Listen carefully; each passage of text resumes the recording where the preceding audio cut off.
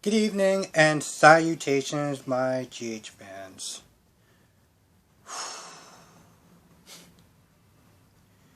You know what? Let's start with Peter. Let's start with Peter for a minute because he did something that was just very scumbaggish, very scumbaggish, and he put out an article on Franco's medical history, saying that the old Franco was back, and everyone got it. Everyone got it apparently at the same time.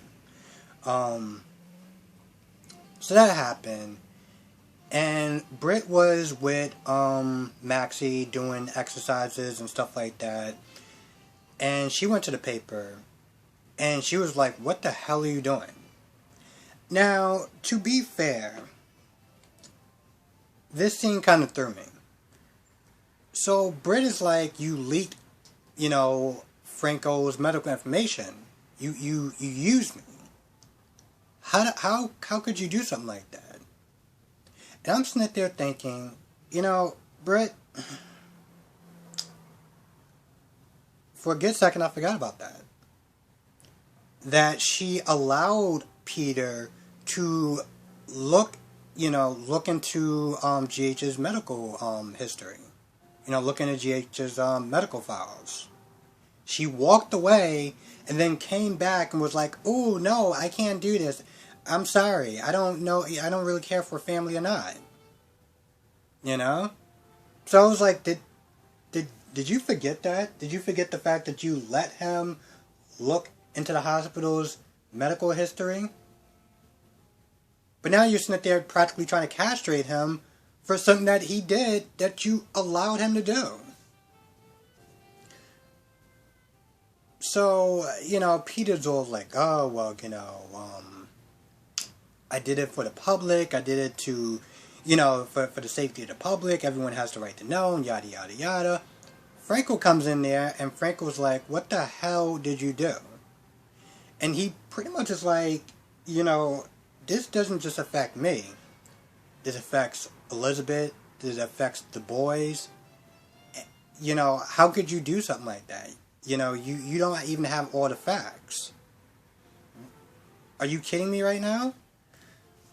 So, Peter's that you're trying to deflect, or, "Oh, well, it's public information, and, the public needs to know." At this point, Franco walks towards him, and Peter's like, "Oh, I'm going to call security." And Franco's just, "Get the hell out of here." So he takes the telephone, just like throws it, pretty much throws it across the room or whatever. And he proceeds to choke Peter.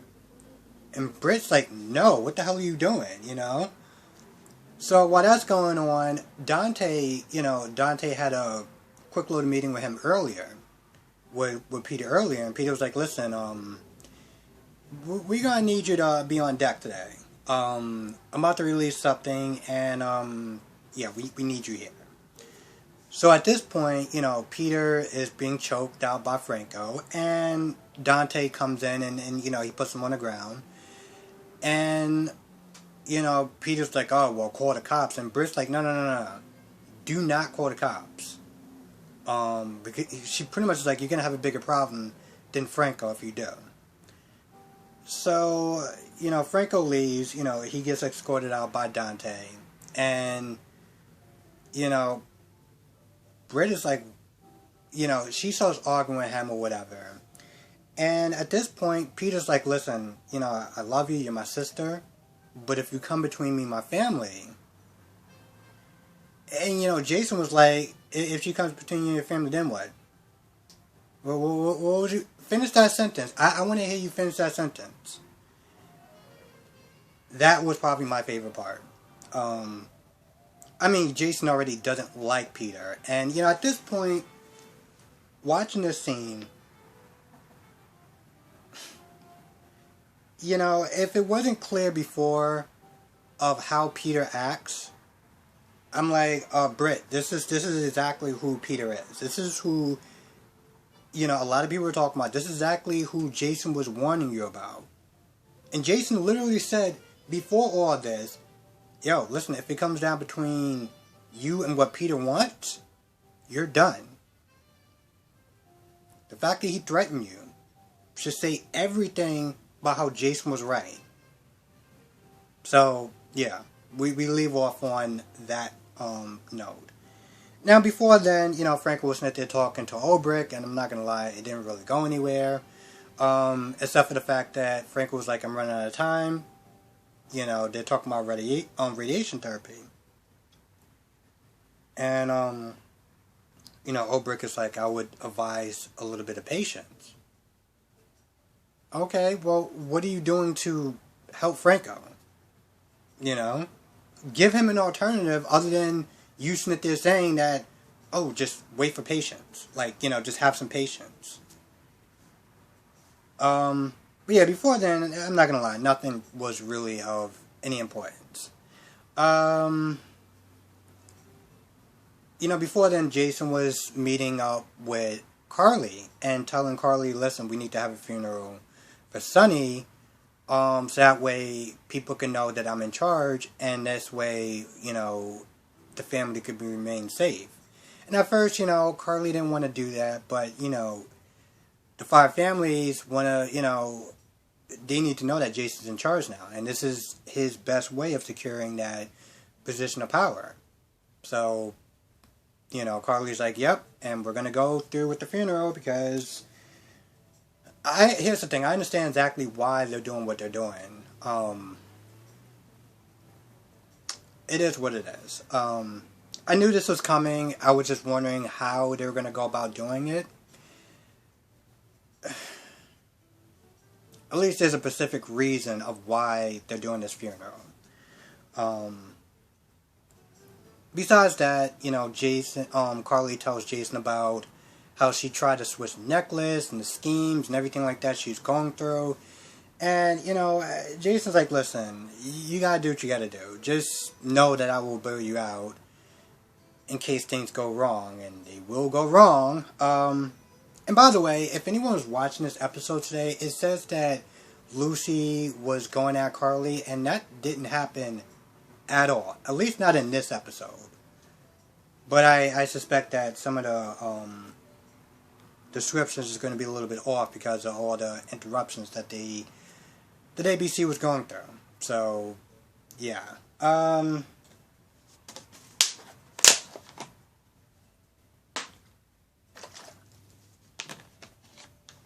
not going to lie. This episode had some other people in it that just didn't need to be in it, or somewhat useless scenes.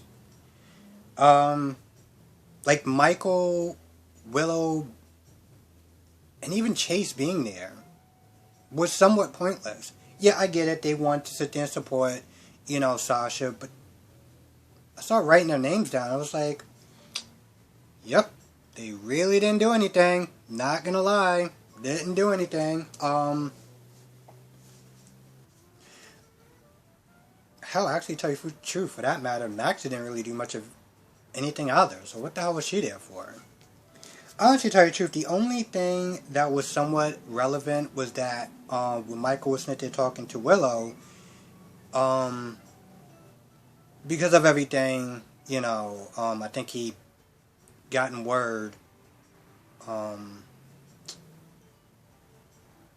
don't remember exactly how it happened, but pretty much Michael was like, because of Franco, that's why. That's right. When everyone got the news alerts, Michael was like, listen, I got my own security. I'll, make sure that the house is on lockdown. I'm sitting there thinking, shouldn't you normally have security anyway? I mean, Julian was able to just get in and chloroform Monica. What the hell was the security then? But whatever. Michael told Willow that, I don't want you to leave.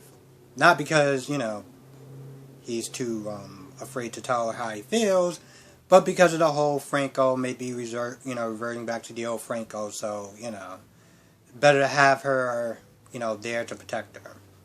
Of course, she can also be with Chase to protect her, but whatever. Other than that, their whole scenes were pointless. Chase was somewhat pointless either. Was pointless too. Sasha made a quick detour towards towards Nina, to talk to Nina, to sit there and let her know, hey, listen, just let you know, heads up, I'm going to be doing my interview with Jackie. And, Nina was like, I don't know if that's a good idea. Are you sure, like, you want to do this, Because she's worried, like everyone else, that she may relapse. But, Sasha's like, I got this, and, she was like, sure. Other than that, again, another pointless scene. I'm not gonna lie. Even as I'm sitting there saying this was entirely pointless for her to be late towards her own interview to talk to Nina, where she could have just did that over the phone. And Jax was also another pointless character.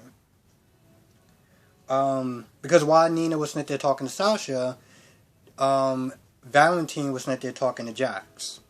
And Jax was all like, oh, well. Oh, by the way, just on a side note, because I'm talking about Jax. Jax did an interview with Maurice Benard on YouTube. And it's like a 30-something minute interview. But it seems really interesting. And I'm going to check that out.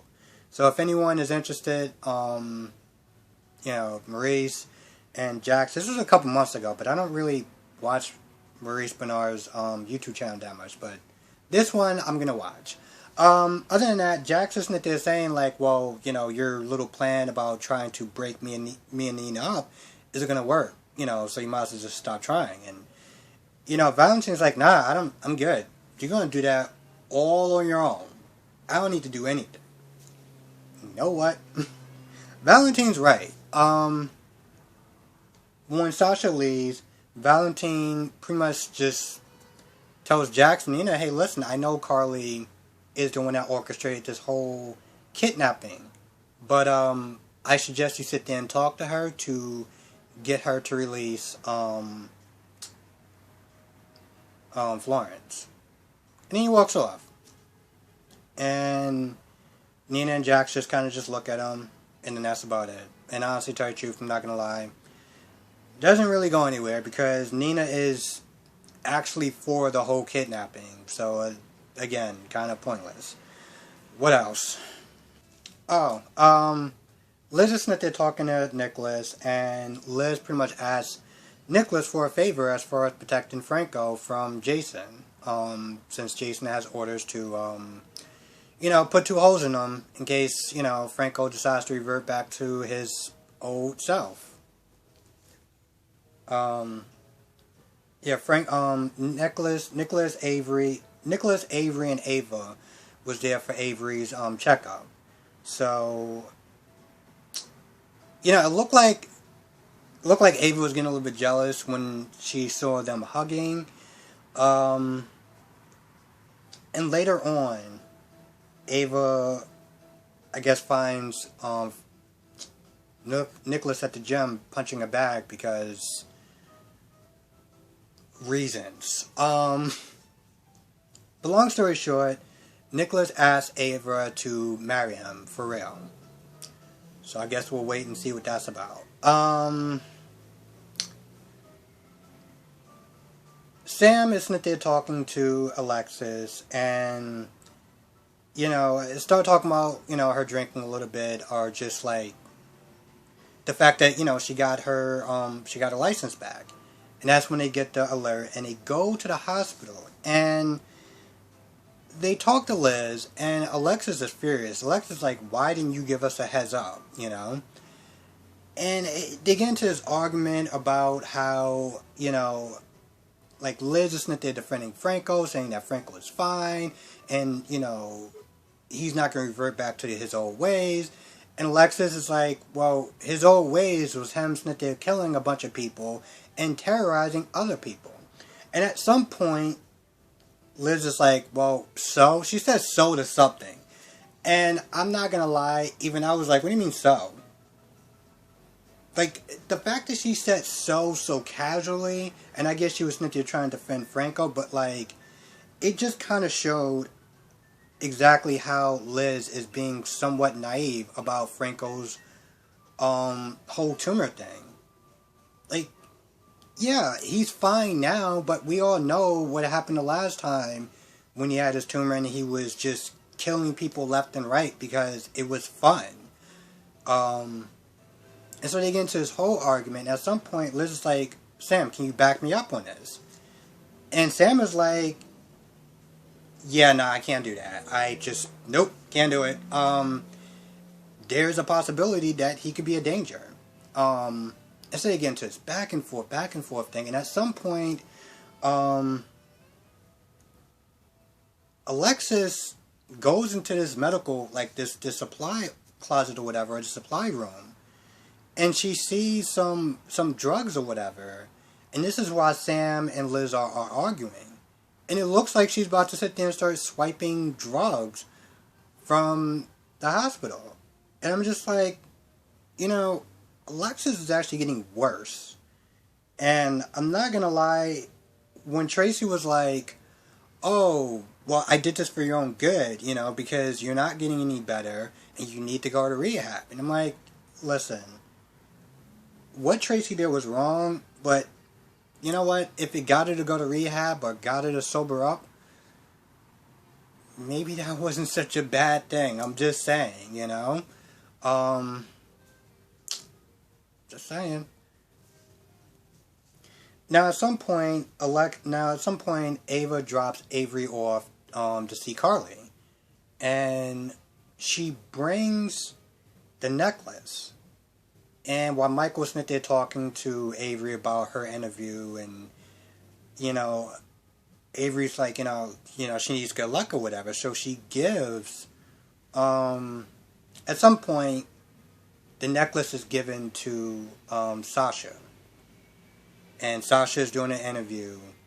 And when Carly goes and see Avery tells Carly that, Sasha needed good luck, so, I gave her my good, my necklace or whatever. Either that or Michael. I can't remember which one told her about it. But at this point, Carly is like, oh, ish. Like, this whole, trying to cover this whole cover up about the necklace and, covering up the fact that Nell could possibly be Nina's daughter. It's just blowing up in Carly's face. And it's all because it's too much for Carly to handle. And I partly put this on Jax too. I do. Because this whole cover up really did start with Jax. And I understand that it was for, he did it with the best of intentions. At some point, even Jax was like, yo, we need to, tell her the truth. But Carly being Carly was like, nope, I can handle this. And it's just blowing up in Carly's face. And, yeah, I'm looking forward to it just imploding on Carly. I like Carly as a character. She's doing a lot of stupidness, a lot of nonsense, and it's one of those things where it's like, it's happening because it needs to happen. It's drama. But we can all kind of agree that a lot of stuff is in Carly's control. And she's choosing to do the dumbest things possible.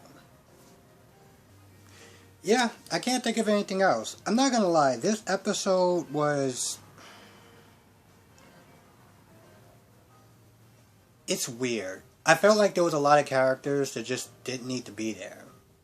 And because of that, I felt like this episode was somewhat messy.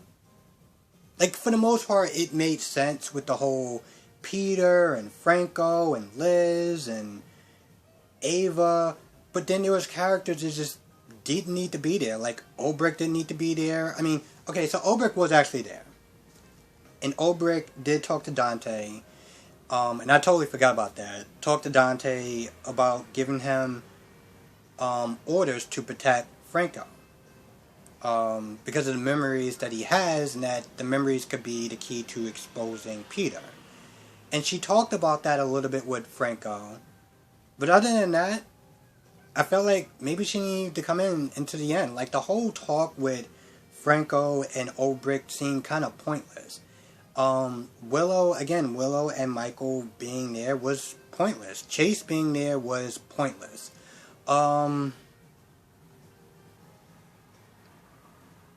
Yeah, some of that stuff was just kind of pointless. Um,